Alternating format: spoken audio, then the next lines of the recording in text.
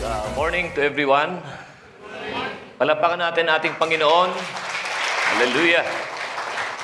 It's the Lord's Day today and sana po lahat tayo ay masaya ngayong umaga at tayo ay pagpalain ng Panginoon sa mga salita niya na ating mapapakinggan ngayong pong umaga.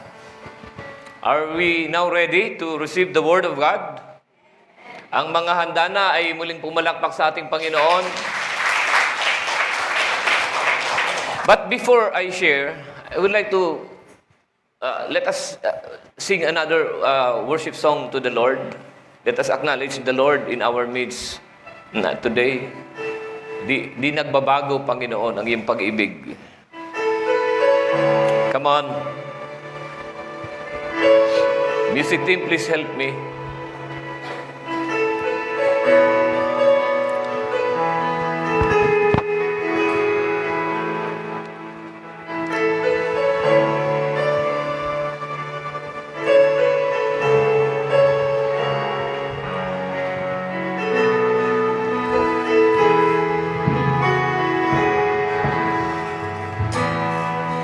Lahat ay nag-iiba, tulad ng himig ng kanta. Biglang luluha kahit na nagsasaya. Ang rosas ay natutuyo, pangarap ko'y nabibigo.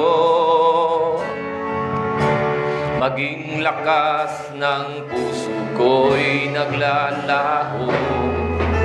O Jesus, pag-ibig mo, ang tanging di nagbabago.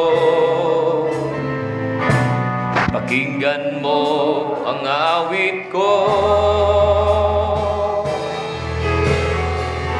Di nagbabago ang pag-ibig mo sa'kin.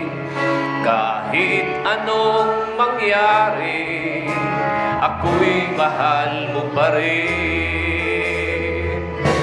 Mula pa kahapon at sa habang panahon, ikaw lamang ang Panginoon.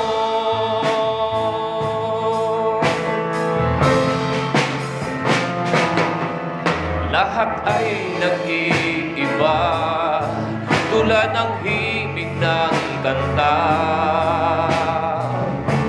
Biglang luluha kahit na nagsasaya. Ang rosas ay natutuyo, pangarap ko'y nabibigo. Maging lakas ng puso ko'y naglalaho. O Jesus, pag-ibig mo, hindi nagbabago. Pakinggan mo ang awit ko. Di nagbabago ang pag-ibig mo sa'kin. Kahit anong mangyari, ako'y mahal mo pa rin. Mula pa kahapon at sa habang panahon, ikaw lamang ang Panginoon. Di nagbabago, di nagkukulang ang iyong pag-ibig na sa akin ay laan. Di nagbabago, di nagkukulang ang iyong pag-ibig na sa akin ay laan. Di nagbabago, di nagkukulang ang iyong pag-ibig na sa akin ay laan. Di nagbabago, di nagkukulang ang iyong pag-ibig na sa akin ay laan.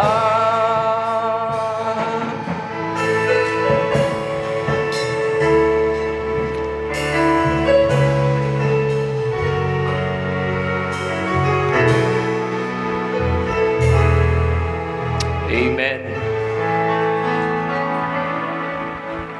Ang pag-ibig ng Panginoon ay hindi nagkukulang, hindi nagbabago, hindi nagmamaliw, hindi nauubos. Laging may nakalaang pag-ibig ang Diyos sa bawat isa sa atin. Yung pag-ibig ng tao, minsan nagbabago eh. Pangakuan ka ng ganito, ganyan. After a few years, iba na. Nagbabago yung tao. Pero ang Panginoon ay hindi. Sabi ng Bible, the steadfast love of the Lord never ceases, and His mercies never come to an end. They are new every morning, and great is His faithfulness. Pag-ibig ng Diyos ay hindi nagmamaliw, ang kanyang awa ay walang kapantay. Pag-ibig niya ay laging sariwa sa bawat umaga. Katapatan niya ay dakila. Palapakan natin ating Panginoon. Sa mga first time lang na umaten ngayon, kayo po ay nasa tamang lugar. Ito po ay lugar na kung saan itinataas natin ang Panginoong Hesukristo po lamang. Wala pa akong balak magpakilala po sa inyo ng bagong relihiyon. Meron ka ng isa, tama na yon. Ang kailangan mo lang, tanggapin mo ang Panginoon sa puso mo. Ang kailangan ng Diyos ay relasyon sa iyo. My topic this morning is entitled, Do Not Look Back. Do not look back. Huwag kang lilingon. Sa takbuhan man o sa paglilingkod sa Diyos, hindi kasali sa rules ang paglingon sa kahapon. Ang paglingon sa likuran. Bakit? Merong tatlong dahilan kung bakit hindi tayo dapat lumingon sa ating likuran. Because when you look back, it will slow you down. Nakapagpapabagal, nakabibigat sa pagtakbo ang lumilingon. The speed and momentum will be affected automatically. Pangalawang dahilan bakit di tayo dapat lumilingon, it will snatch your concentration. Mawawala ka sa focus. Madidistract ang buhay mo, ang pagkatao mo. At pangatlong dahilan, you will be out of the line kapag lumilingon ka. Maaring mawala ka sa tamang linya o tamang pwesto mo. Pag ikay naglilingkod kay Lord at lumilingon ka sa iyong kahapon, maaring mawala ka sa sentro ng kalooban ng Diyos. You will be out of the will of God. Baka ibang linya na ang tinatakbuhan mo. Apostle said in Corinthians that Christian life is like a race. Ang buhay Kristiyano ay gaya ng isang mananakbo. In a race, all the runners run and only one gets the prize. So run as fast as you can to get the prize. And the Bible calls us not to look back. Sabi ni Apostol Pablo, ang buhay daw ng isang Kristiyano ay kagaya ng isang manlalaro, isang atletang nasa takbuhan. Tumatakbo tayong lahat. And let us run so fast to get the prize. Do not look back. Huwag kang lilingon sa likod. Ngayong naglilingkod ka na kay Lord, huwag ka lang lilingon sa iyong kahapon. Because looking back is a recipe for failure. Kung may rekado na pampasiram san pagkaon, ang rekado nin pamparaot nin buhay ang paglingon. Kung naghahanap ka ng sakit ng ulo mo at ikababagsak ng buhay mo, lumingon ka sa iyong kahapon. Put the past behind if you want to move ahead. Bayaan mo na ang masalimuot mo na kahapon. Ayaw na pagparalingaga. You have to move on. Luke 9:62, Jesus replied, "No one who puts a hand to the plow and looks back is fit for service in the kingdom of God." Ganito ang tugon ni Jesus. Ang sino mang nag-aararo at palingon-lingon ay hindi karapat-dapat sa kaharian ng Diyos. Kung naglilingkod ka sa Panginoon at ikay palingon-lingon, wala ka sa tamang direksyon. Looking back hinders forward progress. Hadlang at sagabal sa iyong paglago ang iyong paglingon. Looking back may be making you depressed. pampalabo, hindi pampalago. Ang paglingon ay nagdudulot ng depresyon at hindi inspirasyon. Looking back to the past may be bringing you defeat in the present, thus paralyzing you from action to affect your future. Sabi ni Apostol Pablo, this one thing I do.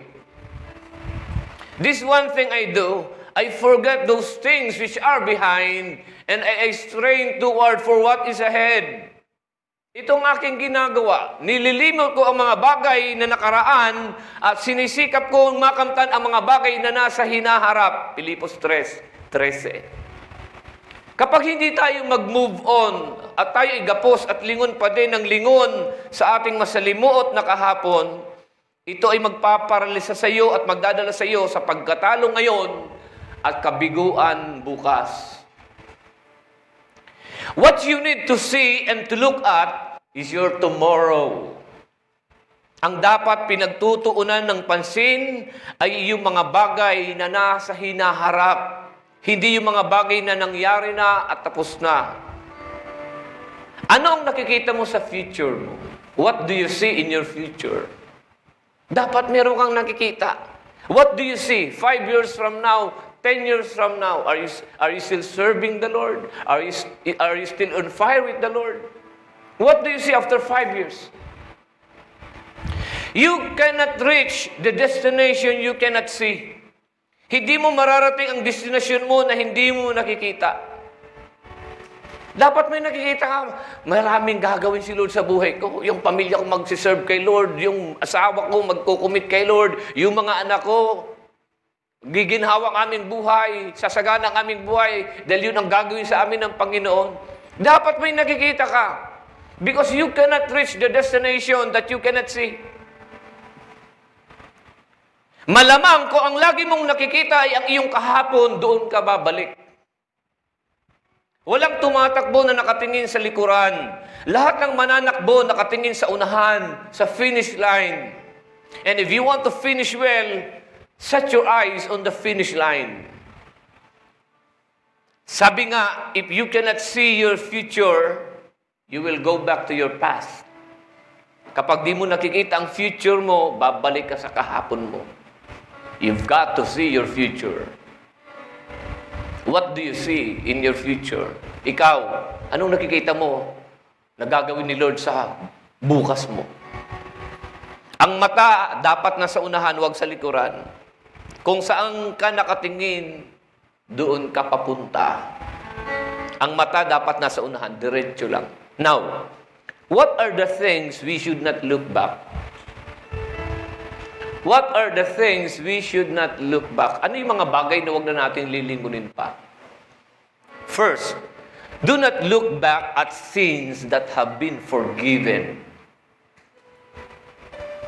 Do not look back at sins that have been forgiven. Huwag mo nang lingunin pa ang mga kasalanang pinatawad na.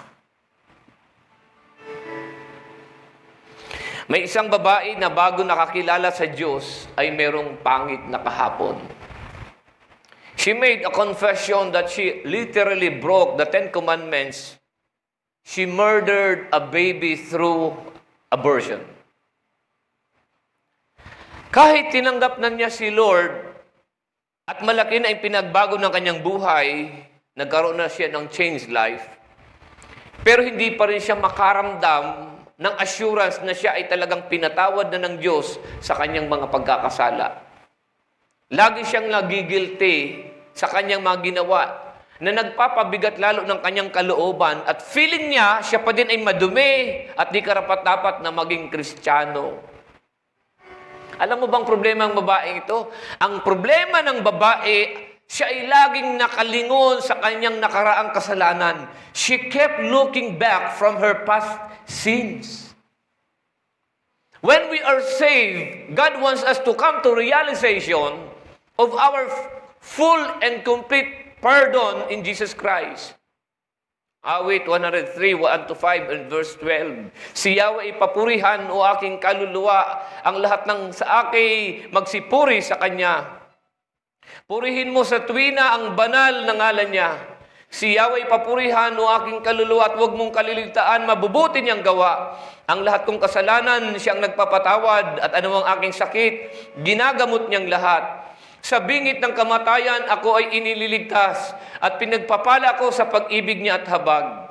Sa sarili ang dulot niya ay kasiyahan habang buhay. Kaya naman lakas ko ay lakas ng kabataan. Katulad ng sa agila ang taglay kong kalakasan. At sabi ng verse 12, kung gaano kalayo ang silangan sa kanluran, gayon din niya inalis sa atin ang ating mga kasalanan.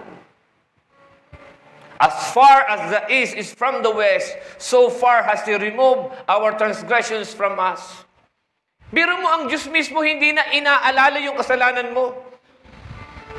Inaalis na ng Diyos ang dungi sa buhay mo at ito'y kinakalimutan na. Patawarin mo na din ang sarili mo sa iyong nakaraang kasalanan. Do not look back at your past sins.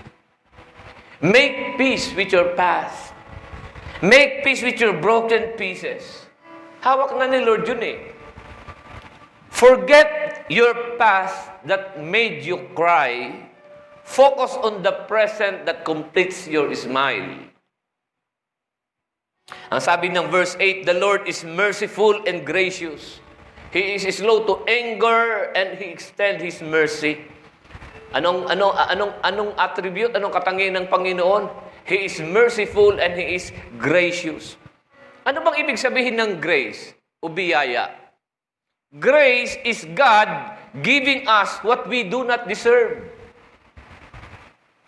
Ang ibig sabihin ng biyaya, ang Diyos ay nagbibigay sa iyo ng mga bagay na hindi mo karapat-dapat tanggapin. Kaya nga ang biyaya, ang kahulugan ng biyaya, hindi ka karapat-dapat, ngunit pinaging karapat-dapat ka na tumanggap. God giving us what we do not deserve.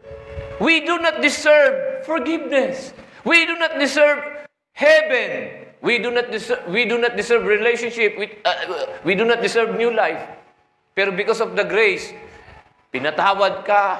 Ang langit ay nakalaan sa iyo. Binibigyan ka ng bagong buhay. Binibigyan ka ng maayos na relasyon sa Kanya. And what is about mercy? Mercy is God not giving us what we deserve. Ang ibig sabihin ng habag, yung awa ng Diyos, yung Panginoon, hindi niya binibigay yung mga bagay na dapat mapala mo. God not giving us what we deserve. We deserve judgment. We deserve penalty. We deserve punishment. Pero hindi yung binigay sa atin ng Panginoon. Huwag mo nang lingunin ang nakaraan mong kasalanan. Forgive and forget. It may not change the past, but it gives the future a chance. Ang tapos na ay tapos na. Kung pinagsisihan mo na, pinatawad ka na. Kung may mga traso ka kay Lord nung nakaraang buhay mo, hiningi mo na ng tawad, forgive yourself, pinatawad ka ng Panginoon. Do not look back at your past sins that have been forgiven. Pangalawa, do not look back at defeats that discourage you. Huwag mo nang lingunin pa ang mga kabiguan mo na nagpapahina sa iyo ngayon. Na nagpapahina ng loob mo. We all have failures. We all have defeats. May mga defeats tayo. May mga kabiguan tayo. May mga kapalpakan tayo. Meron mo tayong mga pagkatalo nung nakaraang buhay po natin. But do not let past failures get in the way of future success. Huwag mahadlangan ng failure mo kahapon ang tagumpay mo bukas. May mga kabiguan tayo. But your past failure is just a lesson, not a life sentence.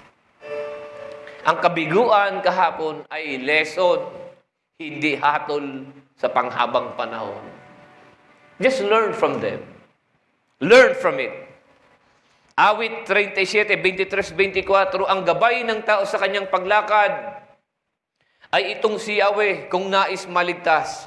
Sa gawain niya, ang Diyos nagagalak. Kahit na mabuwal, siya ay babangon pagkat si Yahweh sa kanya ay tutulong. The Lord directs the steps of the godly. He delights in every detail of their lives.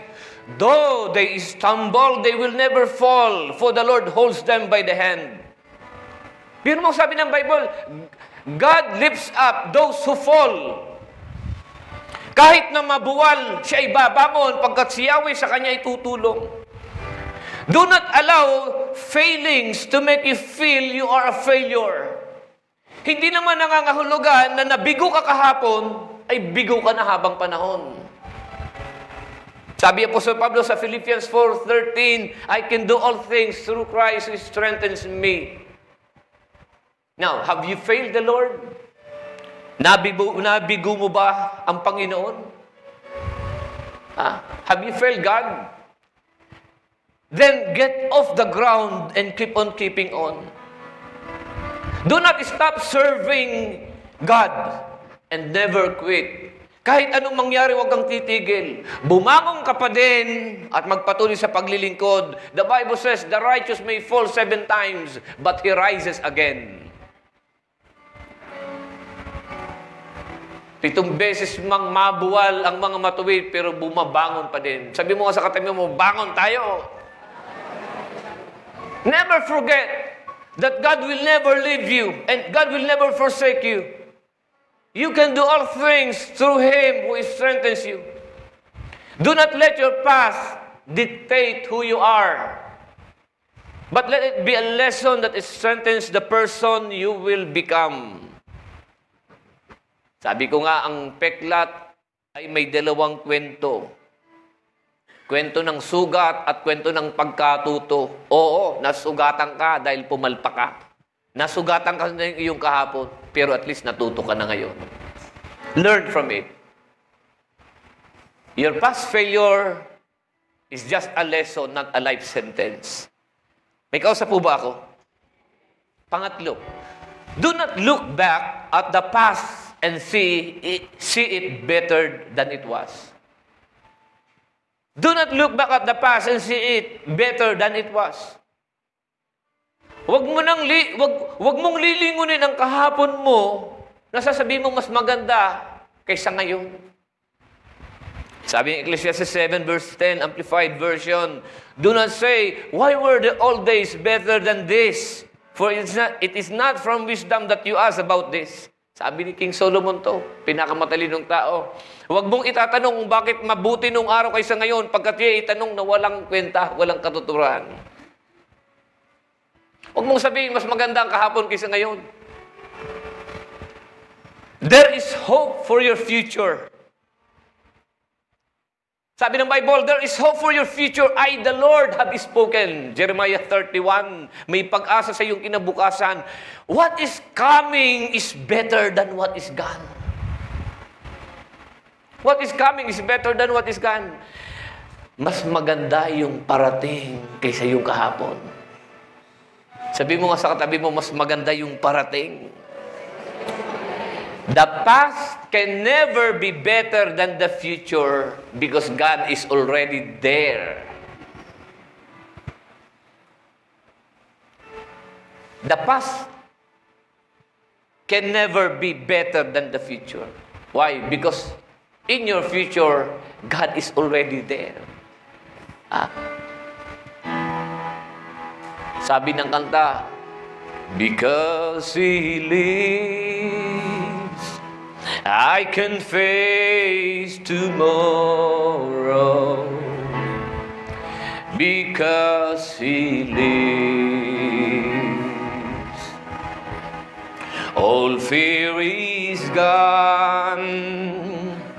Because I know He holds my future, and life is worth living just because He lives. Sing it with me. Because He lives, I can face tomorrow. Because He lives, all fear is gone. Because 'Cause I know He holds my future. And life is worth a living just because He lives. Makinig ka, kapatid.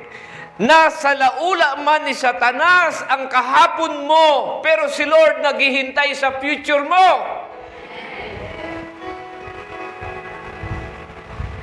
Your future is much better than your past. Bakit? Si Lord nandun na sa future mo eh. Yung kahapon mo, kasama mo si Satanas. Kaya nga ang dami mong kapalpakan. Nasa laula man ng kaaway, ng demonyo ang kahapon mo. Pero ang future mo, si Lord nag-aantay na sa iyo, kapatid. The promise of the future is always better than the pain of the past. Sabi mo sa sarili mo, my future is better than my past. Sumbinsin mo sa sarili mo, sabi mo, my future is better than my past. Again, my future is better than my past. There are far better things ahead than anything we left behind.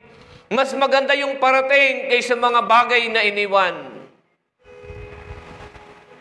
Mga kapatid, grabe. The dreams of the future is better than the history of the past. Mas magiging maganda ang kwento ng buhay mo bukas. Maniwala ka. Mas maganda ang kwento mo ng buhay mo bukas kaysa yung kahapon. Kahapon, kontrabida ka. Kahapon, sakit ka ng ulo ng magulang mo. Kahapon, pasaway ka. Kahapon, rebelde ka. Ginagawa mo lahat ng gusto mong gawin. Walang nakakapigil sa iyo. Pasaway ka eh. Tigas ulo mo. Kahapon yun. Kahapon, puro kasawian, puro kabiguan, puro kaguluhan, hiwalayan, bugbugan, kagulumihanan sa buhay. But tomorrow will be a different story.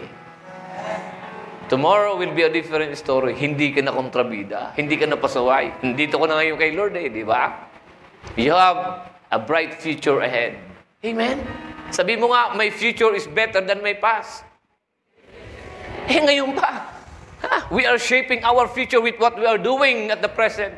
Ngayon pa naglilingkod ka sa Panginoon. Kasama mo na si Lord. Hindi ka bibigay ng Panginoon. Kung noon ang kakabay mo, demonyo, nasa laul ang buhay mo, ngayon, kasama mo si Lord. At may magandang future na nag-aantay sa iyo. Amen po ba? So look to the future, not the past. Look ahead, not back. Look at the future with the eyes of hope and faith. To look ahead with hope and faith is the truly Christian attitude. Punong-puno tayo ng pag-asa. Lord, alam ko, Panginoon, matatapos ang pandemyang ito. Punong-puno tayo ng pag-asa at pagtitiwala. Lord, alam ko may mas magandang bukas na nag-aantay sa amin pagkatapos ng coronavirus na ito. May magandang bukas na mangyari sa atin pagkatapos ng mga pagsubok na ito. There will be bright days ahead of us. Hallelujah. Palapakan natin ang ating Panginoon. What else? Do not look back at the old conflicts that make you bitter. Do not look back at the old conflicts that make you bitter. Huwag mo nang lilingunin pa ang mga lumang sigalot kahapon. May mga lumang hidwaan, may mga nangyaring away.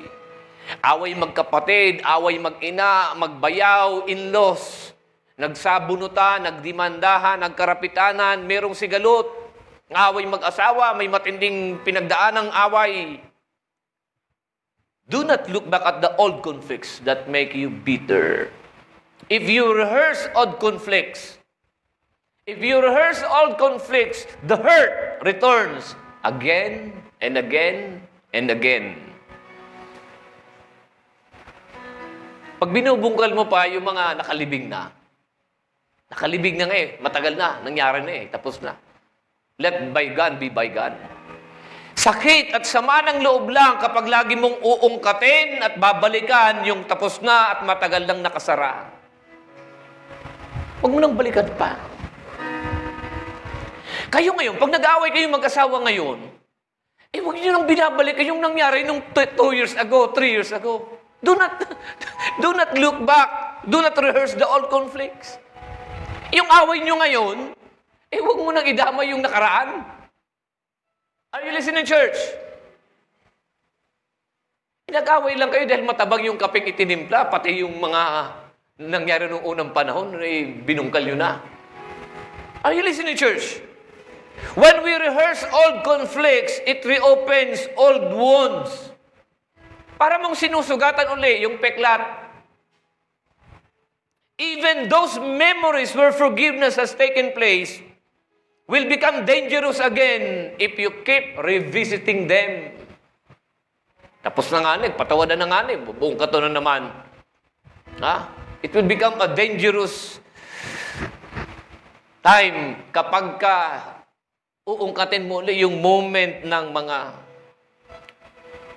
away nyo. Yung mga bagay na pinatawad na wag nang sariwain pa.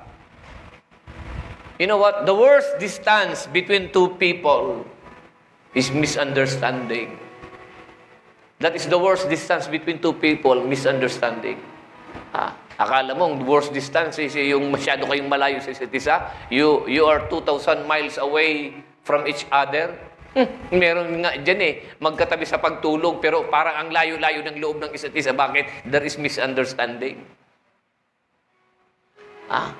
Magkahampang sa pagkaon, magkadurog sa pagturog, pero parang sobrang layo.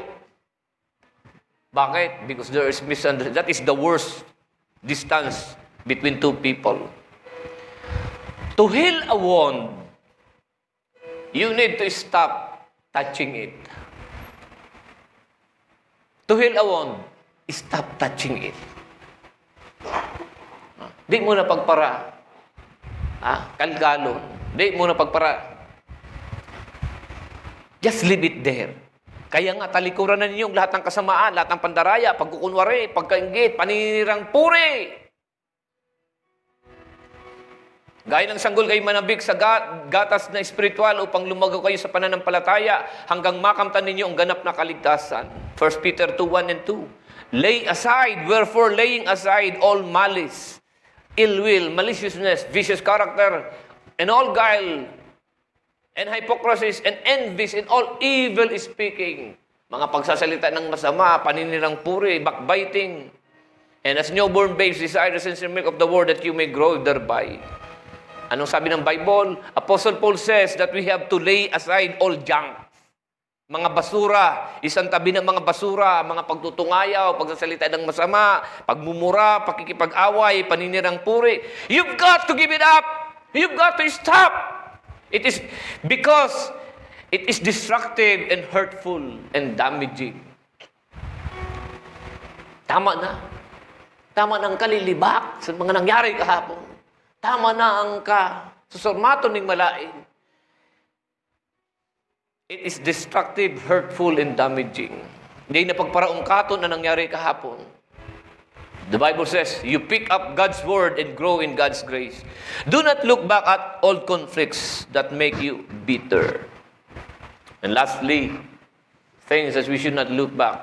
Panglima, do not look back at the wrong people in the past and repeat the same mistake in the present. Do not look back at the wrong people in the past and repeat the same mistake in the present. May mga wrong people ka nung nakaraang buhay mo. And do not look back at the wrong people in the past and repeat the same mistake again in the present. Nag-iiba lang ang mukha, pero pareho pa din yung sadya. Hindi dahil iba ang mukha, iba rin ang sadya. Maaaring wala lang nga yung dati. Pero minsan may mga tao sa paligid natin, nag-iba lang ang mukha, pero pareho pa din ang sadya. Ang wrong people ay nagpapalit lang ng mukha, pero ganon at ganon pa din ang sadya. Alam mo naman yan. Kunyari ka pa. Entertain pa, kunyari, diri aram. Totoo ang wrong people. Noon meron at gumagala pa din ngayon. Maraming wrong people sa bawat panahon. Kung may Tobias at Sanballat na wrong people sa panahon ni Nehemiah, sakit ng ulo ni Nehemiah. Kung merong Tobias at Sanballat sa panahon niya, sa panahon ni Hana, meron ding wrong people na si Penina. May Judas sa panahon ni Kristo. At marami ding wrong people sa panahon mo. Hindi dahil bago, totoo at puro. Hindi dahil bago, totoo at puro. Mag-ingat sa bago. Hindi lahat ng bago puro. At hindi lahat ng bago totoo. May mga lumalabas ngayon, bagong toothpaste na Colgate. Mas mura yung Colgate. Bagong Colgate mas mura. Pero hindi totoo. Murang Colgate pero walang lasa. Bago pero tanso. Wala na yung lumang kasama. Meron ng mga bagong kasama, bagong kaopisina, bagong kasama, bagong estudyante, bagong kaklase, bagong kaibigan, bagong katropa. Wala na nga yung dati mong kaklase. Wala na yung dati mong kaklase na nag-aaga sa mo mag-escape. Pero yung bago mong kaklase, ganun din. Ginaagda ka manggihapon mag-escape. Yung palit lang ng mukha. Pero ganun pa din ang sadya. Wala na yung dati, pero yung mga bago, ganun pa din yung ginagawa. Wala na dati yung nag-aagda sa mo sa bulangan ng salamat kay wala na nag-aagda sa mo sa bulangan, wala na. Pero yung bago ngayon, paparagdak sa pimpungan, sa tugitan. What's new? Nagpalit lang ng mukha. Madami sumablay dahil maling taong isinali sa paglalakbay. Kilatisin ang sinasamahan. Not everyone is invited to be a friend. Not everyone is invited to be a friend. Sino ba yung mga wrong person sa buhay natin na dapat nating iniiwasan at nilalayuan? Sabi ng man of God, sabi ni Aflukaw, do not ever allow them to enter the boundary.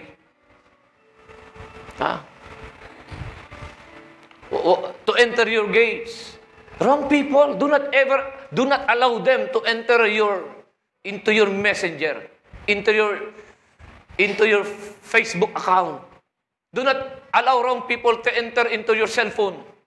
Na magte-text sa'yo, magchat-chat sa'yo. Never, do not allow wrong people. Nagpapalit lang ng mukha, pero ganun pa din ang sadya. Hi. Musta na you? Makikipag-friend. Nagpapalit ng mukha, pero ganun pa din ang sadya. Do not allow wrong people. Wrong people. Sino yung mga wrong people? A person who have unholy and wrong intentions in your life. A person who will take advantage and will bring disaster to you. A person who will bring harm and negative influence to you. A person who will forfeit and ruin your destiny. Mga daraga didi, mga kababayan didi. Huwag kayong tanggap ng not everybody is invited to be a friend. Huwag kayong tanggap ng tanggap. May nag-friend request na, uy, gwapo, accept ka agad. Alam ko dito, maraming dito mga kababayan. Kailangan mong mag-block, kailangan mong mag-unfriend. Kunyari, makifriend pagkatapos iba na yung mga chinachat sa'yo. No way, come on. Wrong person, wrong people will kill you, will forfeit and ruin your destiny. Wrong person will try to kill your faith that God has put inside of you. Wrong person will, they are the persons who will destroy you, even your life testimony. Get rid of those wrong people. Mag-delete ka, mag-block ka, magbura ka, mag-unfriend ka ng mga alam mong pwedeng may intention sa iyong masama, mga kadalagahan, mga kababayihan. When you have fought so hard to get on your feet, When you have fought so hard to get on your feet, don't ever go back to the wrong people who knock you down. Ang daming hirap pinagdaanan mo para makabangon kang uli, tapos magpapanak down ka lang uli sa mga walang kwentang tao, mga wrong people. No way. Do not go back from where God has rescued you. If you make the same mistake,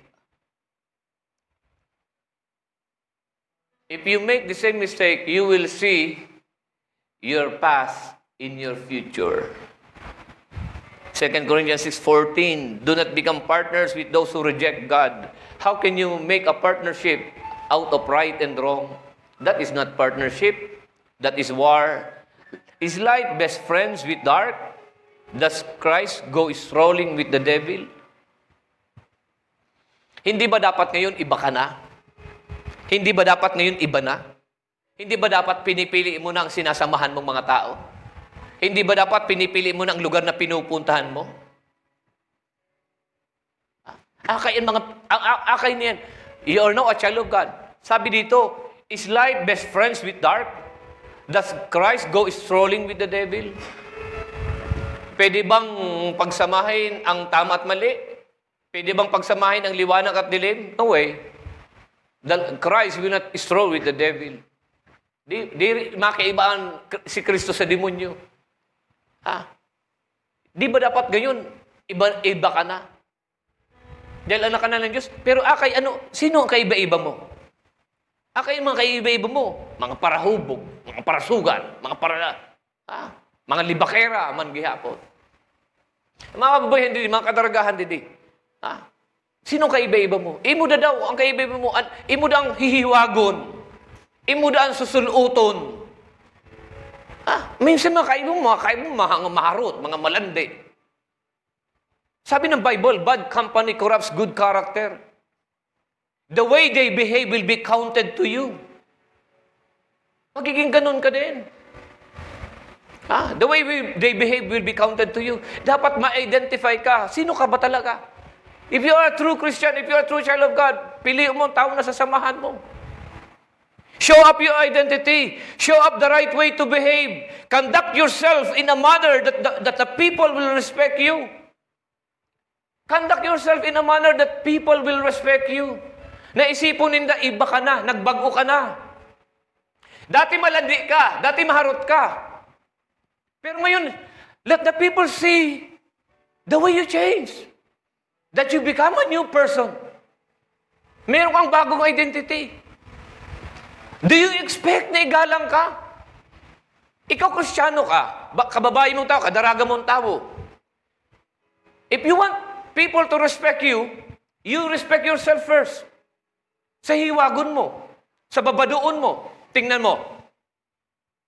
Mabado din mga luwas ang pusod, luwas ang tiyan, luwas ang likod, luwas ang kilikili. Ma-short ding short na short, pek-pek short, matuwad. Imo dan agiw.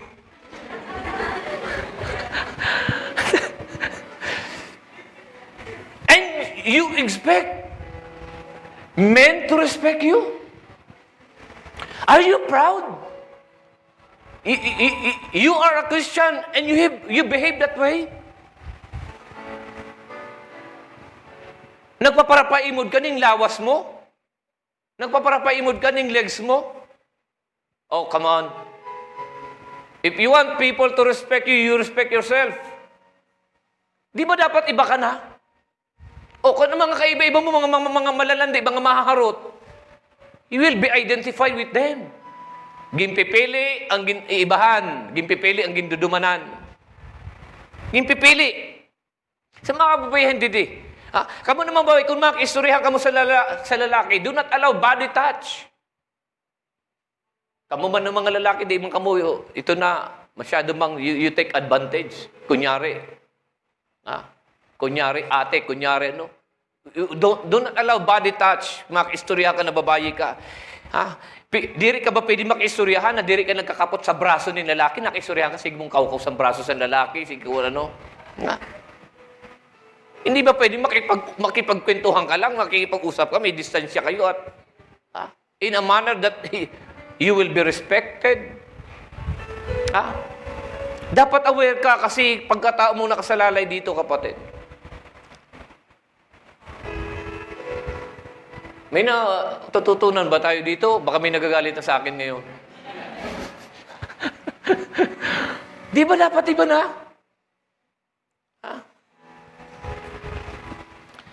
Wrong person will bring you to wrong destination. Gindadala ka sa mga lugar na diri ka man dapat doon. You stop it. When you make a mistake, learn from it. When you commit the same mistake, it's already stupidity. You cannot make the same mistake twice. Dili ka pwede maghimo ng the same mistake ng 2 beses. The second time you make it, it's no longer a mistake. It's a choice.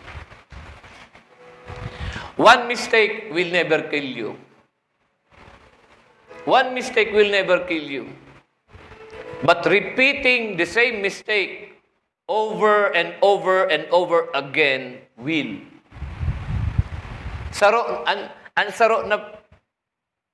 shot, saro na stick sa sigarilyo na nag-commit ka mistake, saro na stick, it will not kill you. But when you keep repeating the same mistake over and over and over again, I tell you, kapatid, inom pa more, sigarilyo pa more, drugs pa more, panlalaki pa more. Nakikita mo, hinahanap mo.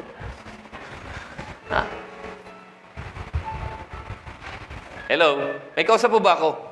When someone keeps making the same mistake over and over again, it's no longer a mistake. It's a habit.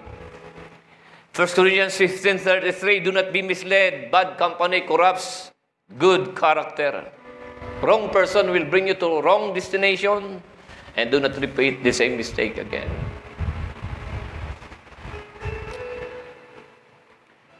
Gusto pong maging maingat po tayo dito, kapatid. Kaya nga, when it comes sa discipleship, when it comes to sharing, it must be homogeneous. Okay? I don't want anyone to take advantage of the fellowship. Na, mga papogi, no way. Okay? We don't want anything to happen na, okay? Hayaan natin si Lord ang mag-glorify sa pag-iriba natin, sa fellowship natin. Wrong person will lead us to wrong destination. Do not repeat the same mistake. Do not look back. Huwag nang lingunin ang kasalanang pinatawad na. Huwag nang lingunin ang kabiguang nagdudulot ng panghihinawa. Huwag nang lingunin pang nakaraan na tingin mo mas maganda kaysa ngayon. Huwag kang lilingon sa mga lumang sigalot at huwag kang lilingon sa mga maling tao para ulitin mo pa ito. Okay. Did we receive something? Mag-stay tayo sa pangalan natin, Panginoon. Palapakan natin si Lord. Hallelujah. Hallelujah. Thank you, Jesus. God bless you.